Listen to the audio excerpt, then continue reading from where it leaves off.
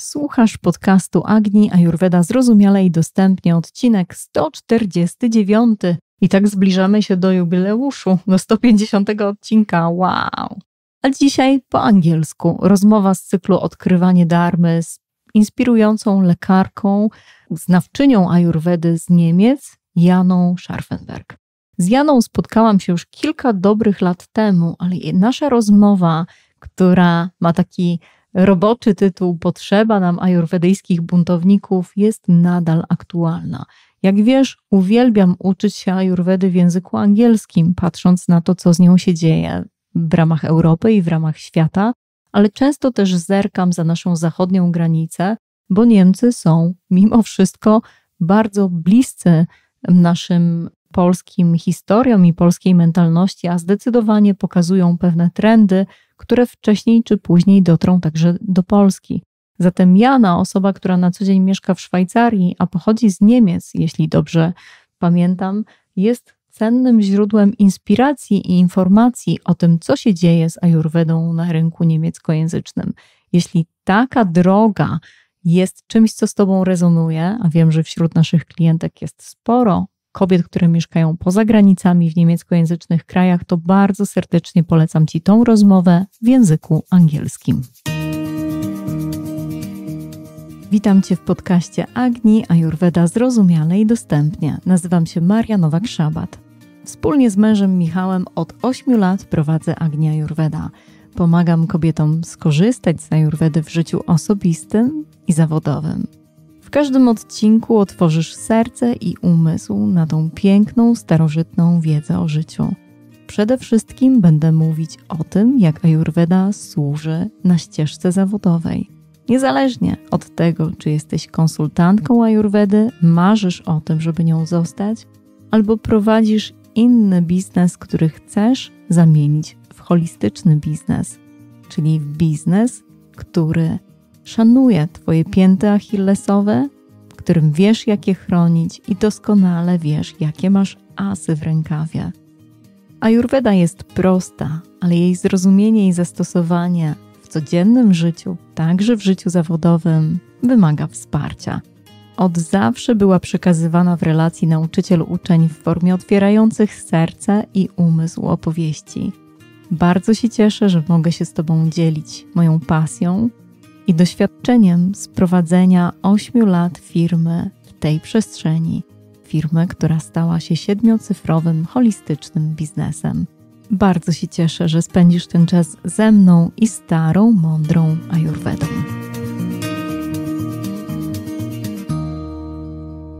Hello, Janna. I'm so excited to have you here in this conversation about Dharma.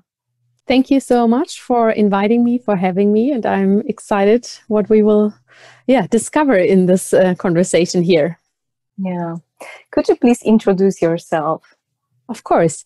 My name is Janna Scharfenberg. I'm a medical doctor. I live in Zurich, Switzerland with my family. I have 2 small daughters, and I kind of mix my conventional medical background up with my Ayurvedic expertise. So I'm also an Ayurvedic doctor, and I blend that together to a modern, holistic approach to how we can live healthy. And I teach my clients this in workshops, in online classes. I also have trainings and further educational programs for health experts in that. And yeah, I think that's about it, to keep it short. Mm-hmm. It sounds like a long journey that you made since applying for your master degree, from choosing your medical studies until now. It seems like quite a journey. Yeah, it has been quite a journey, right? I mean, it's always so easy when these experiences and things, when they are in the past and when you kind of work through them, and when you're so ready now or so focused on what my vision is. But of course, it has been quite a way. It has been quite some up and downs to come from that point. Oh, I want to be a medical doctor. I want to do this very conventional career, and then discovering the things that I got taught in med school, that these were not the exact things I imagined medicine would be, and that it needed me to find other things, so that I had to be proactive and reach out and find the answers I was not finding in conventional medicine, and then discovering, okay, nor is the Ayurveda 100%, the thing I want to do, and conventional medicine. But what happens if I blend them together, and how can I blend them together? Yes, that was quite a journey, quite an experience, but it created what I do today. It created a strong vision for me. It created a very holistic and sustainable business I'm running today. So I'm very happy that I had to go this way and to be where I'm right now. And how do you understand your Dharma now after this journey? I mean, major part of this is behind you, but still a lot is in front of you. Yes, I think that's the interesting thing, because of course we have, these very strong definitions and very correct and, defined definitions of what Dharma is when we look what the Sanskrit word means, how yoga philosophy and how Ayurveda understand it. But I think for me, it's a very dynamic word, or a very dynamic process, because we always kind of have something what we are focusing on. It's a focusing point for me. I have something I feel strongly pulled to. It's not that I have to push myself to do that. Yes, maybe sometimes I have to push myself a bit out of the comfort zone, but I have the strong internal pull, I want to go there. I want to do this. I want to create that. And of course, along the way, this is kind of changing. It's evolving. Maybe it's also, choosing a little bit of another direction, and that's fine. So it's not Dharma is this one thing I'm working on. This is my one thing I'm focusing on in life. This is my one purpose I have, but it's more an evolving thing. And the more active and more open-minded I'm with this evolving focal point, the stronger, in my opinion, my Dharma can get. Thank you for saying this, because I often hear it needs to be, from my clients, they always often expected it needs to be one well-defined and kind of steady thing that you are connected with. And I feel it as exactly as you say, it's a process, and sometimes the changes are within days. So the Sunday was this, and the Monday suddenly the attraction, this kind of energy which pull you towards something is changing, is different. Yes. I think, the core of the Dharma probably remains basically the same. It's a bit like health. I mean, we all, thrive to be healthy, but the way we express it can change every day, can change every minute, will change over the years. The way how I understand a healthy life today is probably not how I understood it a week ago. And that's fine, because we're also evolving human beings. So I really like to see it a bit more dynamic, because otherwise I have the feeling we put ourselves too much in a box, and everything that is not fitting 100% to what we consider our Dharma is something we don't even want to look at. So for me, it's, an evolving process, and it just keeps me on track, but also lets me see what's on the side. And maybe if I want to, do another way or an extra round of something. Yeah. It sounds like a process that needs a lot of awareness, like being present in everyday life and maybe following some signs or listening to your inner voice. So I wonder, what do you do to make sure that you hear this voice, you understand the signs? That's a very great question. Thank you for that. So I think for me personally, it's a combination of different things. Of course, one big part is the intuition. What do I feel? What is my inner wisdom telling me? And of course, I can only listen if I allow myself to have breaks and have this inner conversation. If I'm stressing through my day, never have a break, or my breaks are that I'm lying on the couch and scrolling through social media, then I won't hear my inner voice, right? It needs time, it needs breaks, it needs quietness. So this is something I really try to establish throughout my days, that can be small moments, can be longer times, where I really have the time to reflect on what happened today, what do I need, where do I want to go. So this is something I think is a very essential and strong component of it. But on the other hand, I think there are also external things we kind of need. You need inspiration. So who are the people who inspire you? Who is your community, who's lifting you up? Because when you're always staying in a place where everybody tends, to be in this very structured and closed mind kind of sense, then it's hard, to discover and evolve new ideas. You need to kind of practice this as well, that you can try yourself out. And I think the third part would be not to be afraid so much of making mistakes, right? Because when I'm thinking about something and then I'm already telling me the next minute, oh my God, this is totally crazy. How should this be done? Da, da, da, da, da, da, da, da, and I will lose money over that. What will other people think? Then I'm restricting myself so much. So exploring more, okay, how can I do this? How can I try this out? Of course, we cannot try everything all the time. We need our focal point. We need our Dharma. But, keep it fun and experimental. And I think then we get so much more into what we feel, what we need, and can experience, okay, this is what I want, and that not so much. Yeah, it's so true. I remember once listening to your podcast and you were saying that you are listening to podcast episodes, but not while walking in nature, because walking in nature is kind of sacred time when you are out there to be with the nature and not with this mind activity. Yeah, it's true. And I mean, I started this a while ago because I could, see for myself that always when I had kind of a free minute, I was plugging in my earplugs and listening to somebody else. So I always had a different voice in my head. It was like, I mean, it's interesting, but I'm just, nurturing it so much with information instead of giving time to process. It's a bit like in Ayurveda when we talk about digestion, right? We need the fuel, we need the right nutrition, but we also need breaks in between. So I kind of created that as a habit for me. So when I'm out walking in nature, that I'm intentionally not listening to anything, because listening to the quietness around you, listening to nature, this really helps to process things. And I'm still a big podcast lover, but I do that more, when I clean something around the house or I don't know, do work where I can listen to it. There, I really love it. But yeah, we also need breaks from that.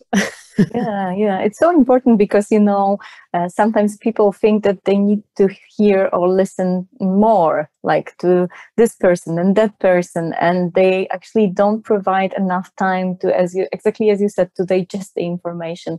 They just keep kind of cluttering their mind with more and more different approaches, views, quotes, and I don't know, God knows what else. Yeah, exactly. Yeah. Okay, so coming back in time, going back to your past, when you were younger, how you understood your gift and how you understand it now? What is inside of you that make you this special Janna that we know, this Janna with this Dharma that you were talking about? I think when I was younger, I probably was not that aware of that we all have our special gifts and what this specifically means, especially for me. I mean, I had parents who were very aware, of raising us as very unique and children and see what our strengths are. But when I'm thinking back, I cannot really answer that because I think I just didn't have the awareness for that. Yes. But when I think back, I know that I was always kind of the person who was kind of questioning things. So already in school, I was like, why do we have to learn this? Why do I have to learn, I don't know, about something in history that is so many years ago, like thousands of years ago, but I don't learn anything about maybe Black lives and how all this evolves. This doesn't make sense. So I was always the person kind of questioning these things. And I think it's kind of a strength or something very unique to me to really look at a situation and say, okay, how does it make sense and how can we do this? And through my work, especially running my own company, being an entrepreneur, I think I really discovered the gift that I pretty easily can explain very complex things. So what does that mean? It means that I have that gift when, for example, we have a very complex medical situation, right? Or want to explain somebody who's not out of the medical world how something works in the body. I always had this natural gift to really break it down and make it accessible. And in the beginning, I couldn't really understand why people were saying to me, oh, wow, now I understood it. Thank you so much. How can you explain it so easily? Because it came just so natural to me. And I think a lot of people have this, limiting belief that something that comes natural and easy, it's not that special. And I was like, what? Everybody can do that. This is what medicine is. Until I discovered, no, it's actually not. It's me being able to translate the things. And I also think this is my special gift, which comes through in my work I do every day as well, because I work so much and so close with my clients to really bring them the modern approach of Ayurveda. And lots of them mirror me back and say, okay, finally I got my own way because you were able to break it down and make it accessible for me. Yeah, so I would say probably this would be my gift. Mm-hmm. I assume it wasn't easy to have a gift like this, being at school and questioning, and just my husband has it. Yeah, it's quite challenging to have this next to you, like with questions. Why should we do this? Does it really make sense? It doesn't really make sense. Or sometimes it's not a questioning, it's a statement. Yeah. So I wonder, how was it in your life when or did you experience some difficult times regarding your gifts or thanks to your gifts? I think there are, all kind of situations. I mean, when I look back to high school and all these kind of fields, I was a bit lazy. I was asking, why do we learn this? But because learning knowledge came so easy to me, I kind of was in my comfort zone. I was like, just finish the school here. Don't even question it too much. I won't change it here. So, I was kind of diving just through it. But when it came more to university and where I was able to, really choosing my path, and I thought conventional medicine would be my path. So I was also responsible more for my decisions. There, of course, this questioning, was not always comfortable because I was basically the one person who was saying, wait a minute, this doesn't make sense. What? We only have 2 hours of nutrition in our whole curriculum. How can that be? Right. So there, of course, I was kind of exposing myself through that. And also it mattered more to me. Right. I mean, I still care a lot about how the school system is run. Right. But there in that situation in university, when it was really affecting my passion, there was like, okay, stop. Now I cannot accept this anymore because this is not what I kind of thought I signed up for. So, of course, it brought some uncomfortable situations. But I think it's also a training for life because, yes, it was not easy in that time. Yes, I was thinking a lot of how should I quit? Should I do something else? Yes, a lot of my other fellow students, they didn't understand me at all. Still don't do today, which is fine. But it also taught me that it's okay that not everybody needs to be a fan of me, needs to understand me, needs to follow what I do. No, it's totally okay. And I think I really learned that through that. So, if I maybe get, I don't know, a weird comment on social media or a weird email, I just don't care that much anymore. I care about constructive feedback I get from my clients. But if a person who doesn't even know me writes me something, it's fine. It's okay. And I think I learned that, through that hard kind of way in the last years. Yeah. It reminded me the conversation with Kate Stillman, who is quite a rebel. And we came to this conclusion that obviously you need to be a little bit of rebel to do Ayurveda in this modern world, to have this kind of approach when you are not following the mainstream and you dare to offer and to suggest different solutions. Sometimes much easier and simple, but it is quite unconventional. Yeah, and I think, when you look at what a rebel is or what a rebellion is, it's always kind of questioning the status quo and what can we improve, right? I mean, rebellions are not very likely to take place to make something worse. Of course, maybe in some settings, but I think in the rebellion we are talking about right now, the intention behind it is to change something. And I think we also have always to be awake to look, what can we change? What can we make approachable? Especially when we look at how Ayurveda evolved in the West. I don't know how your experience is, but I always think, wow, for quite some years, it was kind of practiced very dogmatic, that we took these old Vedic information and just applied them to our life, how they were written down there. And nobody was really questioning, they are thousands of years old. They are from a different continent, from a different cultural background. How can we expect that we just take them, literally take them and try to apply them here where our life is so different?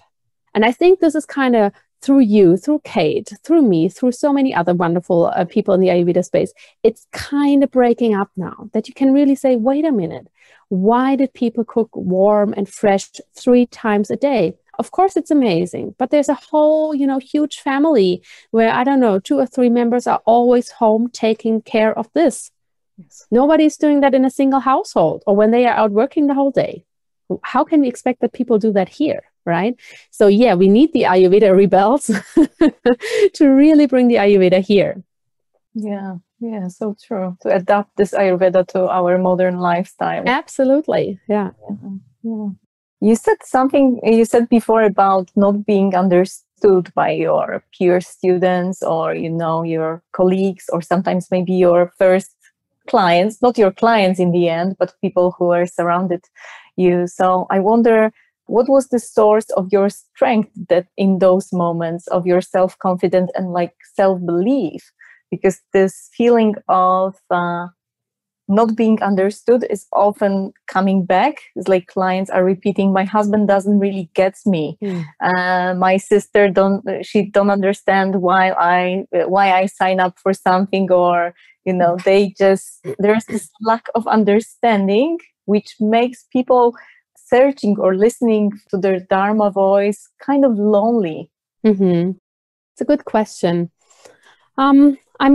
I had so many situations, where people didn't really understand me or didn't even want to listen. It was more like, oh, so you don't want to practice medicine anymore. Oh, so you're only a yoga teacher now, and all these kind of things. And I think especially when I was still at university, it was kind of hard for me, because in the beginning I was only surrounded by people who intentionally chose that path. For them, it was so clear that they work at a big university clinic afterwards, that they make a career in hospital. So for them, there was nothing on the side. There were no other aspects what you could do as a medical doctor. And that made it kind of hard. And the other thing that made it hard, it was not that I was waking up in the morning thinking, okay, I will do this and that. Of course, all the things I'm doing now, they evolved over time. I started with teaching a few yoga classes at a community hall. Then I was maybe giving a workshop. Then I was like, ooh, what is this blog? Maybe I can, start a blog. Ooh, what is a podcast? And all these kind of things. And of course, when you and yourself are still unsure what you want to do or how you want to do it, and then people are starting to question you from the outside as well, of course it gets hard. So yeah, it was kind of uncomfortable for me, and I was kind of really avoiding these conversations.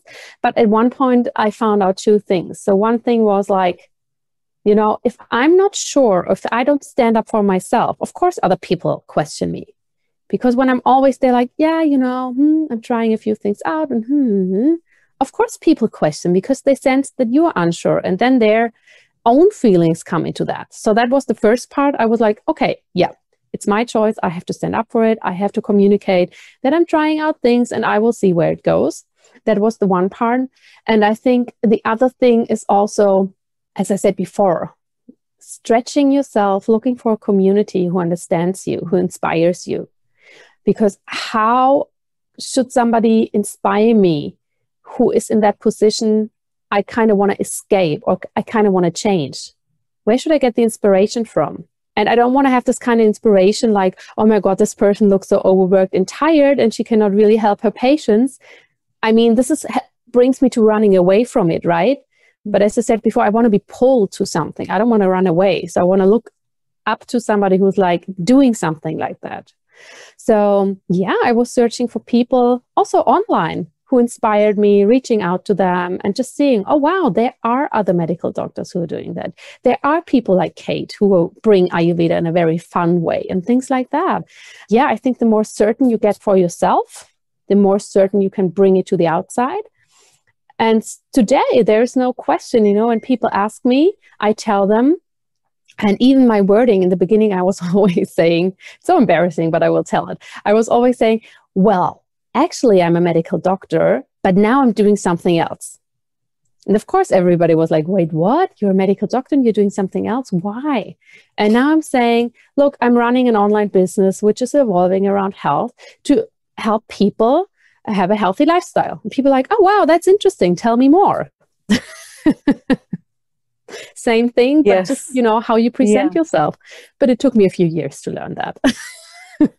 Oh, it resonates so much with me because I had similar story. Just instead of medical studies, I was studying psychology, and it's quite like admired thing to study, and many people wanted to study this somehow. Like every second conversation I got like, yeah, really, I also wanted to study this, and it was quite uncomfortable for me to say after 5 years of studying this that actually it won't be my thing forever. It was great studying this. I was very happy to arrive to this point, but it's not really the thing. And I remember that, a lot of my friends, colleagues, and my family members were like, okay, so now we don't get you. Okay, you started studying Polish, then you switched to psychology because it should be the answer for your, research, for your searching, and it's still not this. So maybe you're kind of hopeless, like lost somewhere. Yeah, it takes quite a... And I remember also introducing myself like this. Actually, I am a psychologist, but now I'm doing this Ayurveda. And what? What? Exactly. Yeah.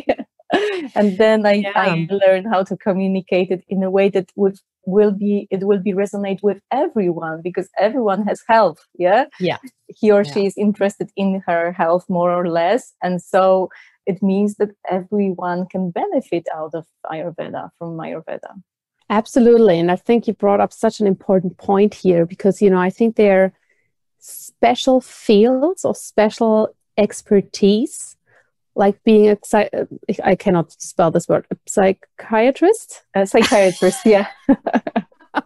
Or a medical doctor, or a lawyer, or you name it, right? I mean, these things, they're seen so in high value in society. Oh, wow, she's a medical doctor. Oh, wow, she's doing this and that. That I think we also tend to define us so much with that role. Yes. And I think so many people are also so afraid.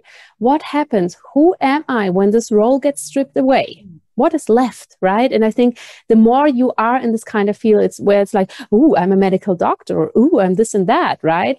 The more you kind of have this, even if it's a bit silly, but you kind of probably feel this risk or the fear of losing your status quo. Who am I if I'm not, Dr. Janna Scharfenberg anymore? Who am I if I'm not wearing the white coat, right? And I think, I don't know how it was at your university, but we also got that ingrained in our brain. You are a doctor now. You are this and that, right? Yes, I am, but this is one role I'm playing in my life, and there are thousands of others I want to play as well. But it makes it not easier, to change. That's true. Yeah, as for me, it was I was in need for deep panchakarma after my studies, because I was trained to be this very understanding person with very, with deep contact with other people's emotions, but not so intense with mine, especially those which are more difficult or challenging. So I should be there, present, listening, understanding, etc., but not angry and not like really pissed off even, or, frustrated, because I need to be this mild, open heart, understanding psychologist, which is kind of like, it's kind of artificial. And actually what I discovered over the years, that many of my friends, they got serious psychosomatic diseases out of those repressed emotions that they were not expressing, because we were taught kind of in between lines that it's bad to be angry. It's good to know what anger is. It's good to talk about anger, but it's not good to just say, whatever, which really shows that you are really angry. Yeah, it's true. It's kind of interesting. I also remember when first medical doctor came to my school of Ayurveda, and I was like, oh my God, it's a sign of something changing in Poland. She's the first one, and I admired her courage that she was, she was there to just learn something else and to let go of her medical approach and of her being really like a pro, because she's really good at her job, and just step out in the role of student again. Mm-hmm. Yeah. Okay, Anna, let's talk about angels. We all have our angel signs and people who are supporting us on our way. And I wonder, who was it for you from the very beginning, but also in the last few years? What are those signs, or who are those people who encourage you and help you to really grow your vision and your passion?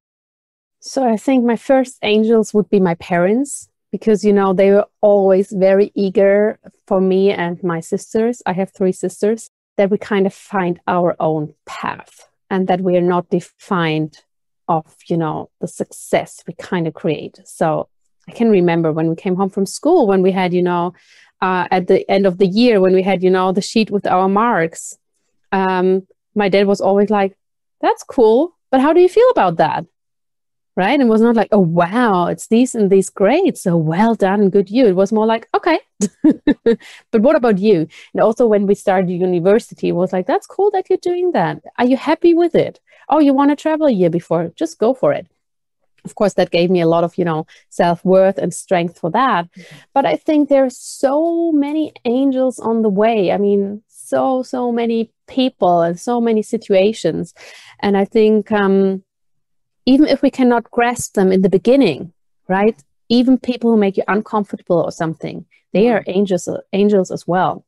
So they are the obvious angels, like, when I started a bit in the online world, I had a colleague, she had a health blog in Germany. I was able to write something for her. And I mean, after half a year, she was like, look, you have to do your own thing. I support you, but now it's time, right? So you have these people, you kind of give you this nice push, but they're also, I talked about my colleagues from med school before, right? If they haven't made me that uncomfortable in that situation, I probably, wouldn't have tried so hard to find my own way, right? It gave me the fuel. It also helped me to really find the strength for myself. So basically everything and anything can be an angel. It's just your point of perspective.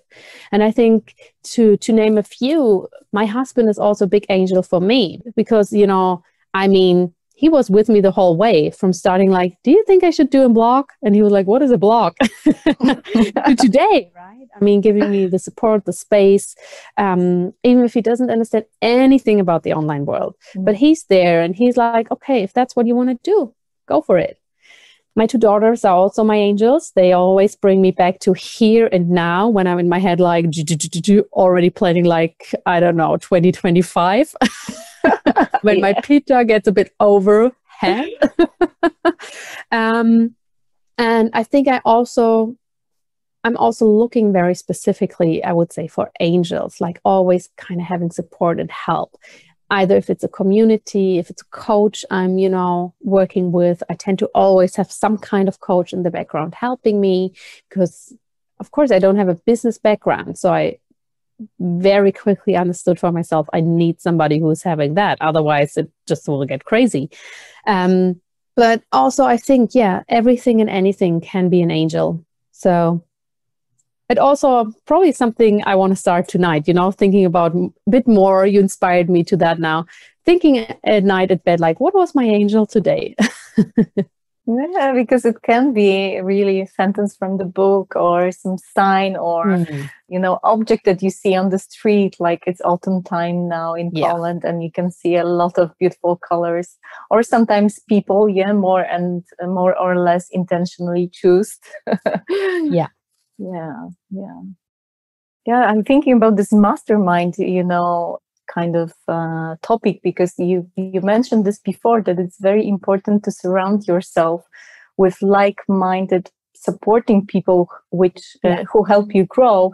But later on, when you are undertaking some serious steps in your business, and you're really making this on a daily basis as your work, this choosing the right environment for this business conversation, this kind of masterminding for your business, for your professional development is also so essential. And I found out that almost everyone with whom I'm talking about Dharma and professional development, they do have a group of people, and sometimes it's really it's a big group. Yeah. You don't have to do it alone. Yeah.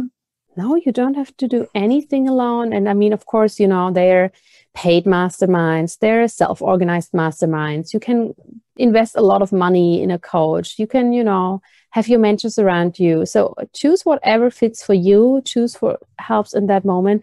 But I think it's essential, because otherwise, I mean, I run a very successful business. I have a lot of team members, right? And there are just so many aspects I don't have any idea of. And I mean, if you would go to a big company or to a hospital, you would always expect to have somebody there, a boss, a mentor, somebody who's doing supervision, whatever, who guides the way with you.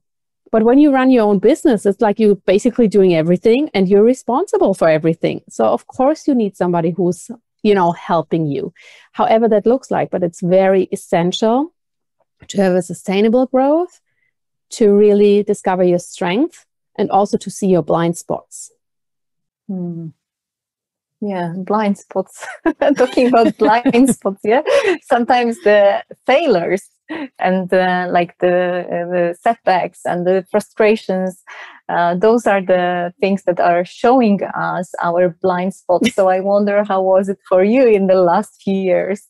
What happened that showed you that you don't see something, and maybe it was painful, but in the end it turned out to be great blessing?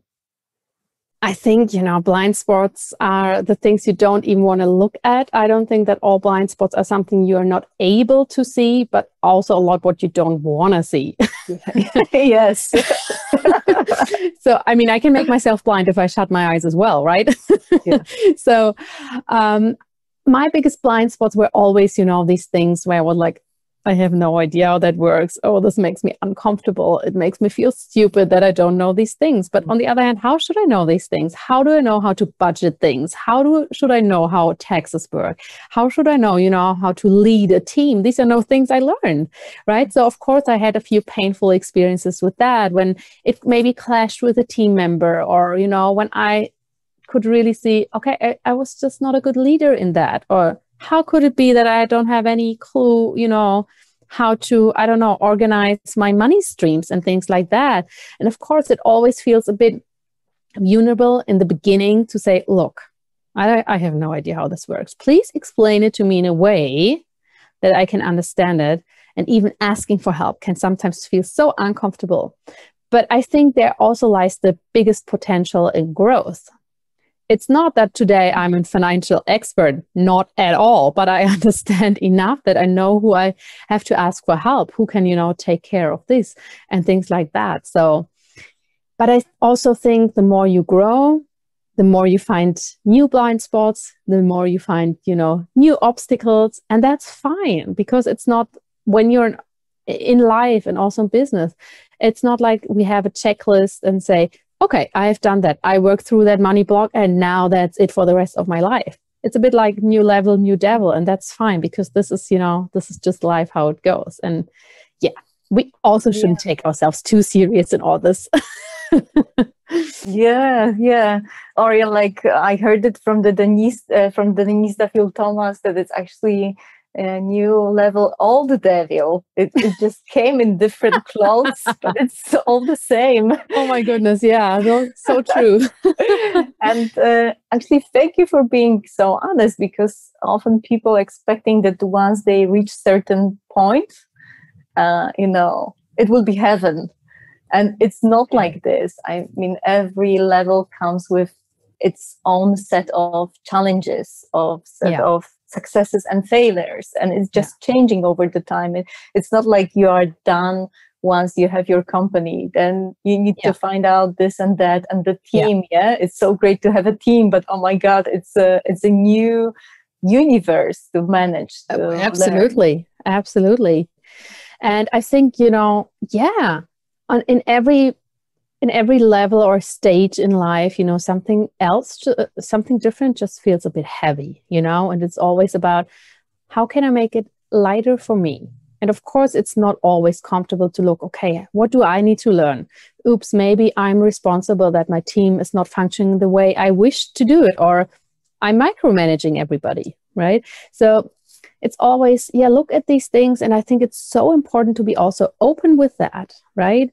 To talk about things like that, because people sometimes put you on a pedestal as well and say, oh my God, she's making this revenue or she achieved that and da da da da da. And I'm thinking, yes, that's amazing. But knock, knock, how are you feeling with that? How is it? Are you hustling the whole day? You know, trying to keep the facade together? Do you enjoy how you work? Is it what you want to do? Right? Because these questions in the end are so much more interesting and so much more relevant than, I don't know, a number or a status or something, to see how did it go there. So we really need a holistic approach here. And I think they're the essentials of Ayurveda can also support us so much, because they help, you know, to get ourselves in balance. And when we are in balance, other things in our life can get in balance as well. Yeah. Reading, actually, you may be reading in my mind now, because I was thinking about Pitta. Yeah, you mentioned this quite a few times in our conversation. This Pitta attempt to be, you know, perfect, to get things done, to have organized everything for yourself and for your team and for your household. So, what can you do if you feel your Pitta is too high on this Dharma way? You just want too much, too fast, too good to be true. Yeah. This is actually an approach I try to, you know, teach my clients, and I live for myself, right? I mean, I know I'm a very strong Pitta person. I also have a Vata aspect, but Pitta can go. And instead of, you know, staying in this kind of field, because it's also, you know, what other people kind of recognize and value in you. Oh my God, you have so many things going on. Wow. Growth is so fast. Wow. Right. So for me, it's like really looking into, okay, my Pitta is super high right now because I want to achieve this and this and that. How can I get the playful Vata thing in? How can I, you know, maybe have a project which is not having a specific goal, or which is not, you know, maybe even business related, right? How can I get Vata in? How can I also get Kapha in? What is grounding me? Where's my stability? Where are my breaks? And the more I look from that kind of thing, and not like, Janna, you need to slow down. That's too much, right? Because my mind cannot grasp that. My mind is like, go. So the more I tend to get the qualities in for my health, for my life, for my nutrition, for my self-care, the more I can balance my Pitta, and the more it will also balance my Pitta when it comes to business, because it's balanced in my life as well. And in the end, we cannot really, you know, divide business and life so much anyway. Do you have the same impression that husband who is different than you, and children who are different than you, helps to really bring this Vata or Kapha element or whatever, but, you know, the sense of being different? Absolutely. I mean, my husband, he's having such a strong Kapha component. And I can, you know, we had situations where I came home, I was a bit stressed, and I was like, oh, I should eat something healthy, then I should do yoga, then I should to relax. And he was like, and I can just lay on the couch, watch a movie and eat a pizza. And I was like, interesting, because he's probably more relaxed at the end of the day with doing that than me trying to squeeze in the yoga class and this and that and that. So yeah, it's really, really inspiring for me to see how a Kapha person is handling that, and also how my children, I mean, the older one is 3.5 years now. She's, of course, you know, children, they are so grounded, they are so in the here and now, but I can see she's so sensitive and so intuitive, to see how she kind of expresses her Vata component into that life. It's just so amazing. So yeah, I think we can learn from everybody around us. Doesn't really matter what dosha or element they kind of, you know, expressing right now, but just recognizing that and seeing, oh, how is that inspiring me, and how is this kind of complementing each other is very interesting. Yeah. It's also very down to earth experience when you finish your webinar for 1,000 people and you're coming back home and, the story at home is, oh, look, mommy, what I wrote today. And this is one word with some spelling mistakes and some, very simple drawing and a mess in the kinder room. And here you are, directly from your webinar for 1,000 people back to your home with this everyday challenges and simple life. Super grounding. Yeah. Super grounding. Yeah. And we need that. Yes, we do. I think this is really the moment to appreciate the people who feel like obstacles sometimes. I often hear this. My husband is so, I don't know, traditional, he doesn't really get the Ayurveda. He doesn't really want to follow with me, or my mom or my whatever, clients are complaining for the people who are very grounding. So they are not following their wind. They're just, kind of attached to the previous life. Yeah, absolutely. Yeah. It's very interesting. And I think, when people in your surrounding, in your close surrounding, when they have these concerns like, oh, Ayurveda, is that something for you? Or when they kind of resist that, it took me a while to understand that, but it also shows that it's their own fears and things they have to work through, right? Why should they, resist when your wife wants to get healthy? I mean, this is amazing that she wants to do something, but it's also questioning your own status quo, right? If she's changing and feeling happy and healthy, what does that mean for our relationship, which we were building upon this kind of foundation? What does it mean for me, and my version of health? So it's always interesting. And it tells a lot about the person who's in such a resistance, what this person might need, and that he also finds or needs to find his or her own way. Yeah, now 2 last questions. So the first one is that I asked every one of my guests, what is the practice that you can share? One practice you named few before, but this one simple thing that you can do to be more aligned with your inner voice, with your intuition, with your Dharma. Taking breaks throughout the day, really being quiet for, even if it's just a minute, even if it's just on the toilet, take a few deep breaths, check in with yourself. What do you need now? You can do that always. It doesn't cost any money. Really get the self-awareness and see what kind of impulses are there. And